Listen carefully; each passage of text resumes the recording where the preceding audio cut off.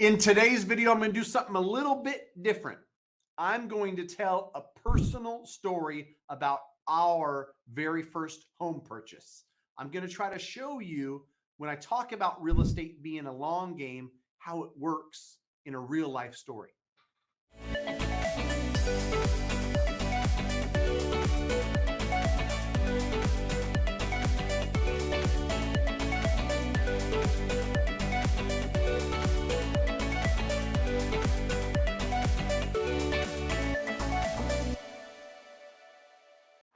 Matt, the Mortgage Guy, residential mortgage broker, licensed in 46 states. I share with you real life stories about buyers, about the real estate market, about the mortgage world, in an attempt to help you make educated decisions around real estate. So in today's video, I'm going to take a little bit of a turn and do something I don't normally do and share a personal story about our first home purchase. My wife and I, our very first home purchase 17 years ago.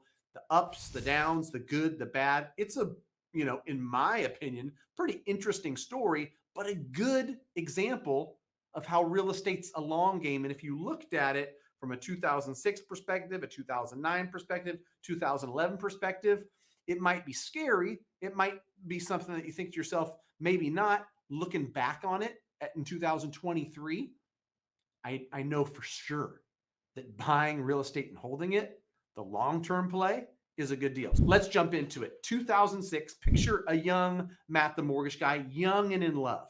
My then fiance, now wife, I'll give her credit where credit is due, kind of pushed me into home ownership. She kept on me about, why don't we own a home? Rather than us paying rent and paying somebody else's mortgage, along with other roommates who are also paying rent, why don't we own the home? Why don't we have roommates pay us towards a mortgage, something that we own? And so, thank you, my love.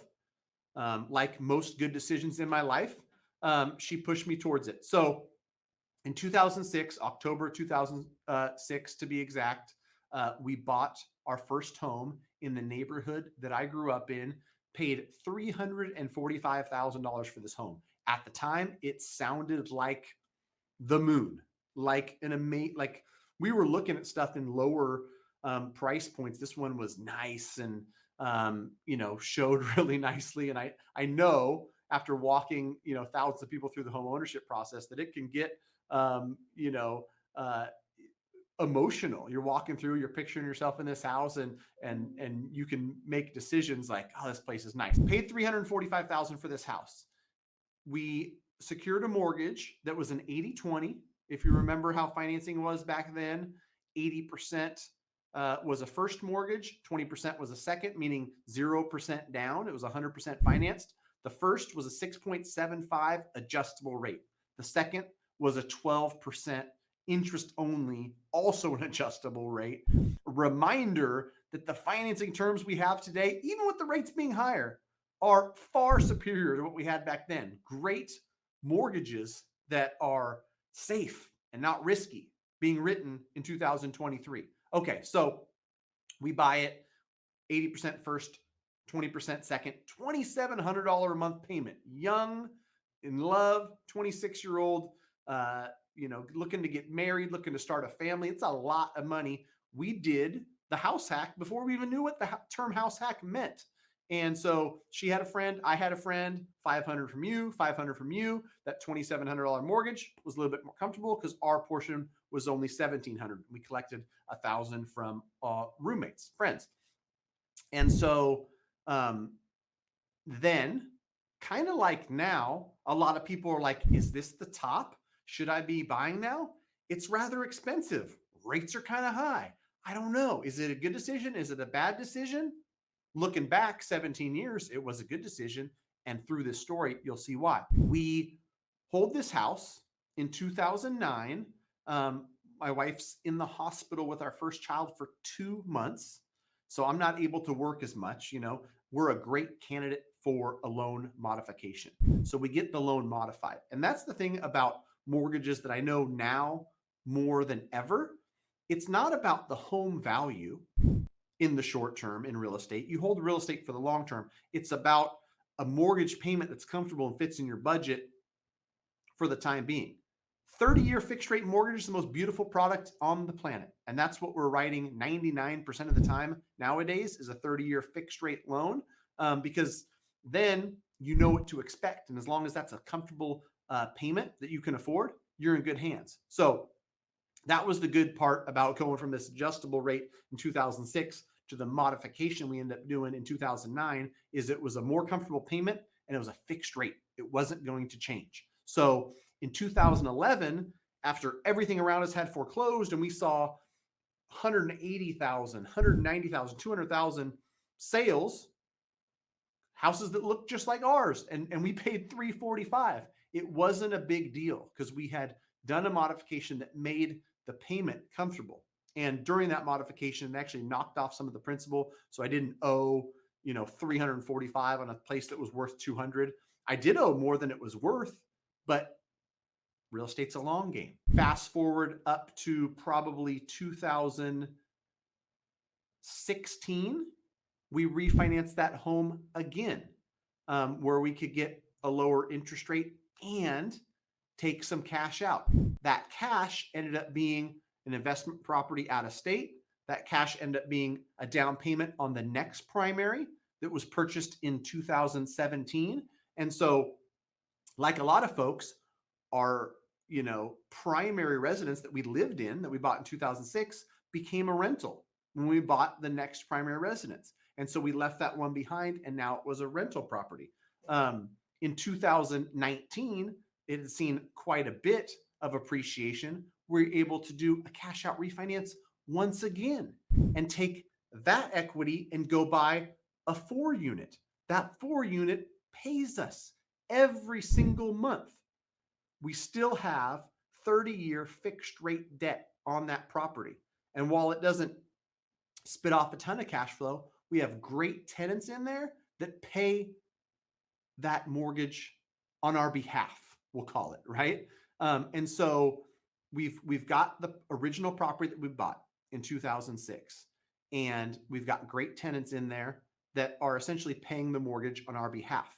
We also have a cash flowing fourplex down payment funded by funds that came out of that house.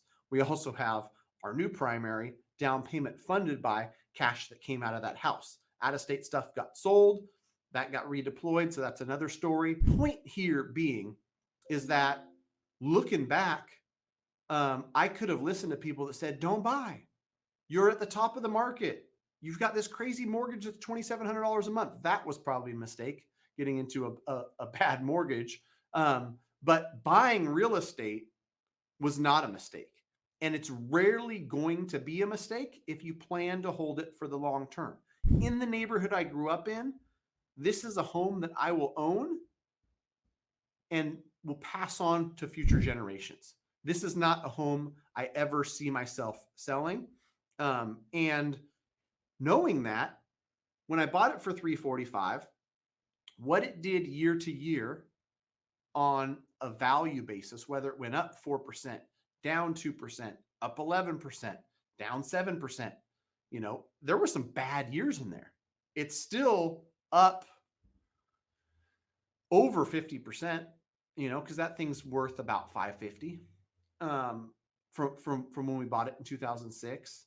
And so over a long horizon, like 2008, 9, 10, 11, like those years, the worst years in real estate history, I owned it during that time. And I'm still sitting on something that's worth 50 or 60% more than what I bought it for.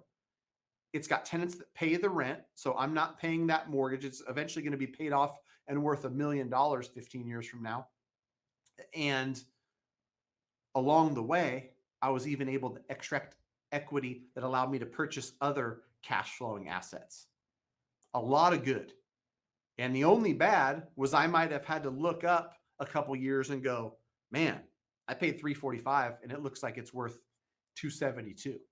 Man, I paid $345 and I've owned this thing for 8 years and it's only worth $355. That's a bad ROI. Whatever the negatives can be, right?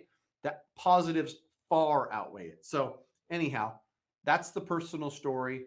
Wanted to share it because I think it's valuable. And I think that a lot of people are making long-term real estate decisions based on what they feel is going to happen short term, what some of the naysayers or some of the people are warning them about. Get yourself into a comfortable payment that you can afford if you're going to buy real estate for the long term. And that's the number one priority. Real estate over time, the last graphic I saw was an 80-year history, and they're 73 and 7 as far as appreciating years versus depreciating years. And if you take it over a long enough time span, 10, 15, 20 years, real estate essentially always wins. That's my story, and I'm sticking to it. As much as I'll get, comments that blast me because people shouldn't be buying right now for this reason or that reason, or because this is coming.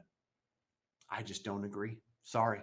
Thanks for watching. Hopefully this is helpful. I got 700 and some odd other videos on here. If you like, check those out. They're here, and maybe Jake, put one right here if you could.